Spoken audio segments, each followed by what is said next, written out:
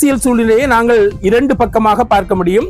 ஒரு பக்கம் சர்வதேச ரீதியான அரசியல் தாக்கம் எந்த அளவுக்கு எமது உள்நாட்டு அரசியலை பாதிக்கின்றது அல்லது உள்நாட்டு பொருளாதாரத்தை பாதிக்கின்றது என்பதை பார்க்க வேண்டிய ஒரு தேவை இருக்கின்றது.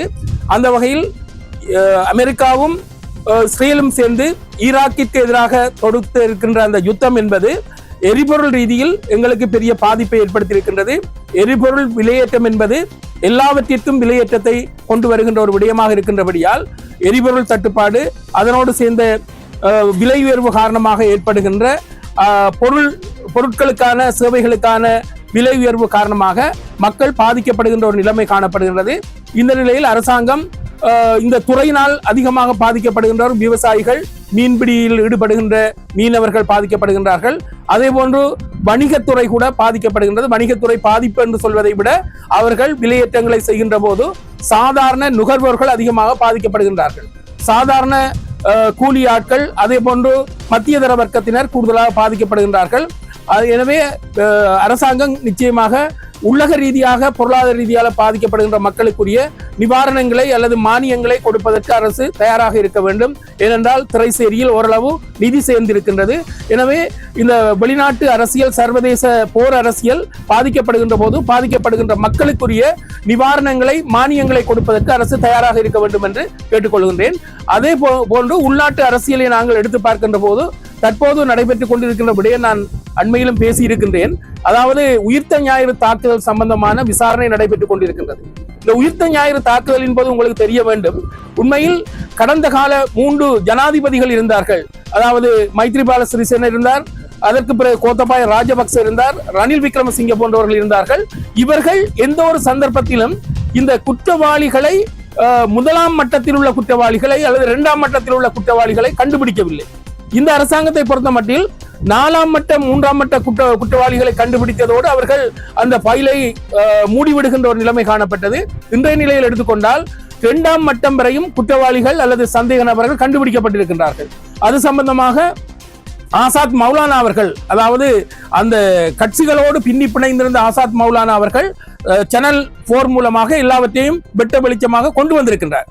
எனவே இந்த விடயத்தை எடுத்துக்கொண்டு பார்த்தால் அடுத்த கட்டமாக கைது செய்யப்பட வேண்டிய முக்கியமான சூத்திரதாரிகள் அல்லது மெயின் ஸ்விட்ச் என்று சொல்வார்கள், பிரதான அந்த ஆளி யார் என்பதை இப்போது தேடிக்கொண்டிருக்கிறார்கள். நிச்சயமா மக்களுக்கும் விளங்கிவிட்டது, எங்களுடைய பேராயர் மல்கம் ரஞ்சித் அவர்களுக்கும் விளங்கி இருக்கின்றது. இந்த முக்கியமான சூத்திரதாரி யார் என்பது விளங்கி இருக்கின்றது. எனவே அந்த சூத்திரதாரி எப்போது கைது செய்யப்படுவார்? இந்த ஆட்சி மாற்றத்திற்காக திட்டமிட்டு அந்த உயிர்த்த ஞாயிறு தாக்குதலை செய்த முக்கியமான சூத்திரதாரி கைது செய்யப்பட போது எப்போது என்ற நிலை இருக்கின்றது. இரண்டாவது விடயம், இன்னொரு விடயம், புலிகளிடம் இருந்த நிதி, பெருந்தொகையான நிதி குறிப்பிட்ட அரசியல்வாதிகளும் மற்றும் அவர்களோடு இருக்கின்றவர்களின் கைகளில் அகப்பட்டிருக்கின்றது என்று சொல்லுகின்றார். பெருந்தொகை, பல கோடிக்கணக்கான நிதி அவர்களுடைய கையகப்படுத்தப்பட்டதாக செய்தி வந்திருக்கிறது. எனவே அந்த நிதி இருக்குமாக இருந்தால் உண்மையில் பல மக்களின் தேவைகளை நிறைவேற்றலாம், முடிக்கப்படாமல் இருக்கின்ற பல வீட்டு திட்டங்களை முடிக்கலாம், மக்களுக்கான அடிப்படை தேவைகளை, வாழ்வாதாரங்களை செய்து கொள்வதற்குரிய வாய்ப்புகள் அதிகமாக இருக்கின்றது. எனவே அந்த முடக்கப்பட்டிருக்கின்ற அந்த நிதியை அரசாங்கம் அந்த குற்றவாளிகளில் இருந்து அல்லது சந்தேக நபர்களிடமிருந்து மீட்டெடுத்து மக்களின் அபிவிருத்திக்காக பயன்படுத்த வேண்டும் என்பதையும் கூறிக்கொள்ள விரும்புகின்றேன். இன்னும் ஒரு விடயம், அண்மையில் உதய கம்மன்பில் அவர்கள் ஒரு புத்தகம் வெளியிட்டிருக்கின்றார். கடந்த காலத்தில் புத்தகம் வெளியிடுகின்ற ஒரு கலாச்சாரம் போய் கொண்டிருக்கின்றது. உதய கம்மன்பில புத்தகம் வெளியிடுகின்றார் என்றால் நாங்களுக்கு ஒரு சந்தேகம் ஒன்று இருக்கின்றது.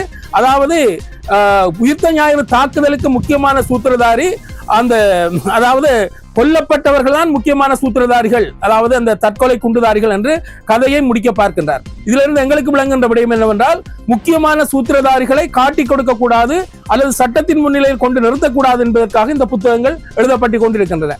ஆகவே இந்த அரசாங்கத்தில் நாங்கள் மிகவும் ஒரு அன்பாக கேட்டுக்கொள்கின்ற விடயம், உயிர்த்த ஞாயிறு தாக்குதல் மூலமாக 268க்கும் மேற்பட்ட அப்பாவி மக்கள் வழிபாட்டு தளத்திலே கொல்லப்பட்டிருக்கின்றார்கள். பல நூற்றுக்கணக்கான மக்கள் காயப்பட்டு கொண்டிருக்கின்றார்கள். நிச்சயமாக அந்த மக்களுக்குரிய நீதி கிடைக்க வேண்டுமாக இருந்தால் உயிர்த்த ஞாயிறு தாக்குதலின் முக்கியமான சூத்திரதாரிகளாக இருக்கின்றவர்கள் யாராக இருந்தாலும் சட்டத்தின் முன்னிலையில் நிறுத்தப்பட்டு அவர்களுக்குரிய தண்டனை கொடுக்கப்பட வேண்டும். அப்பாவி மக்களின் உயிர்களோடு விளையாடி ஆட்சி அதிகாரத்தை கைப்பற்ற விரும்புவது என்பது மிகவும் கேவலமான ஒரு நிலைமை. அதனை கட்டாயமாக உயிர்த்த ஞாயிறு தாக்குதலின் முக்கியமான சூத்திரதாரிகள் கைது செய்யப்பட வேண்டும். அதே போன்று கடந்த காலத்தில் எங்களுடைய மக்கள் பல விதத்திலும் பாதிக்கப்பட்டார்கள். இந்த காணாமல் ஆக்கப்பட்ட மக்கள் என்ற ஒரு பட்டியல் ஒன்று இருக்கின்றது.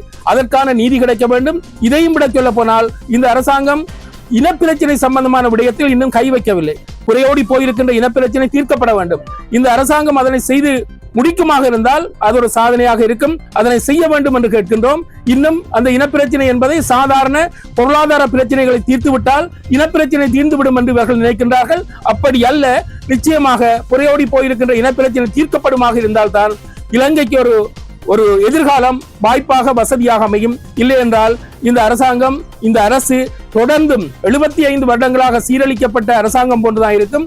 எனவே இடதுசாரி சிந்தனையுடைய இந்த தேசிய மக்கள் சக்தியினர் அதனை உணர்ந்து இனப்பிரச்சனைக்கு ஒரு நியாயமான தீர்வை பெற்றுத்தர வேண்டும் என்று கேட்டுக்கொள்வதோடு, இப்போது மீண்டும் இனவாதிகள் தங்களுடைய ஏதோ ஒரு விடயத்தை கையில் எடுத்துக்கொண்டு அவர்கள் இப்போது விழித்தெழுந்திருக்கின்றார்கள். எனவே இதற்கெல்லாம் பதில் கொடுத்து மக்களை பாதுகாக்க வேண்டிய விடயம் அரசாங்கத்துக்கு இருக்கின்றது. அதே போன்று இனப்பிரச்சனையை மீண்டும் இழுத்தடிக்காமல் இப்போது தொல்லியல் பிரச்சனை என்ற ஒரு விடயம் ஓடிக்கொண்டிருக்கின்றது.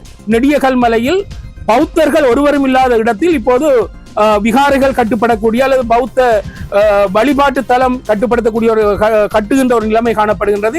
இது மிகவும் பாதிக்கின்ற ஒரு விடயம். அண்மையில் எங்களுடைய தவிசாளராக, எங்களுடைய மட்டக்களப்பு தவிசாளராக வந்திருந்த சுனில் ஹந்தனத்தி அவர்களிடம் சொன்னபோது அவர் பௌத்தர்கள் இல்லாத இடத்தில் அது கட்ட வேண்டிய அவசியம் இல்லை என்று சொல்லியிருந்தார். ஆனால் அடுத்த தடவை வந்த போது ஒரு மாறுபட்ட கருத்து சொல்லப்பட்டது. அது போதி மரம் இருந்தது, புத்தர் விகாரை இருந்தது என்றெல்லாம் அங்கிருந்து வந்த தொல்லியல் ஆய்வாளர்கள் அல்லது தொல்லியல் உத்தியோகஸ்தர்கள் சொல்லிக் கொண்டிருக்கின்றார்கள். எனவே தொல்லியல் என்ற போர்வையில், மகாவலி அபிவிருத்தி என்ற போர்வையில் தமிழ் மக்களின் காணிகள் ஆக்கிரமிக்கப்படுகின்ற விடயத்தையும் அரசாங்கம் நிறுத்த வேண்டும். இல்லை என்றால் 10ஓடு 11ஆக இந்த அரசாங்கத்தையும் இனவாத அரசாங்கம் என்று மக்கள் நினைப்பதற்கு வாய்ப்பு இருக்கின்றது. எனவே பௌத்த மதம் சார்ந்து செயல்பட்டால், பௌத்த மதத்துக்கு மாத்திரம் சார்ந்து செயல்பட்டால், சிங்கள மொழிக்கு மாத்திரம் சார்ந்து செயல்பட்டால் இந்த அரசாங்கத்தை முற்போக்கு தனமான அரசாங்கம் என்று சொல்வதற்குரிய வாய்ப்பு இல்லாமல் போய்விடும்.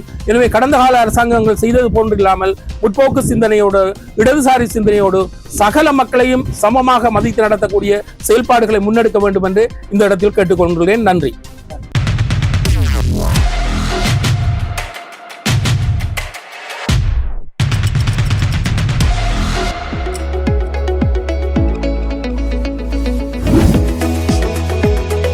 உங்கள் ஸ்டைலுக்கு நேரம் சேர்க்கும் சரியான இடம் டைம் டெல்லர். நீங்க வாட்ச் பிசினஸ் செய்யறவங்களா இல்லாட்டி செய்ய பாக்குறவங்களா, உங்களுக்கு நாங்க பெஸ்ட் விலையில, பெஸ்ட் வாரண்டியோட, பெஸ்ட் ஐட்டங்கள்ல நிறைய மோர் தென் வெரைட்டிஸோட தரத்துக்கு நாங்க ரெடி ஆகிறோம். எங்கள்கிட்ட எல்லா ஐட்டமும் வாரண்டியோடையும் வரும், நல்ல ஐட்டமும் மீக்குது, அதே மாதிரி லோ பிரைஸ்லயும் மீக்குது. ரிட்டைல் எடுக்கணுமெண்டா, ஒர்க்கிங் கஸ்டமரா இருந்தீங்கடா வந்து நீங்க வாங்க, நாங்க ஹோல்சேல் விலைக்கு உங்களுக்கு ரிட்டைல் தருவோம். எங்களோட கடை இருக்குது பெட்டால 2nd கோ ஸ்ட்ரீட் நம்பர் 54 மார்க்கெட்ல, சரியா கந்தரோட்டைக்கு சரியா ஆப்போசிட்ல இருக்குது. கடைக்கு நீங்க சாமான் எடுக்கானி பரவாயில்ல, சும்மா விசிட் பண்ணி பாருங்க. என்னோட கான்டாக்ட் நம்பர் 0768782482418. செய்திகளை உடனுக்குடன் தெரிந்து கொள்ள உடனே சப்ஸ்கிரைப் பண்ணுங்க.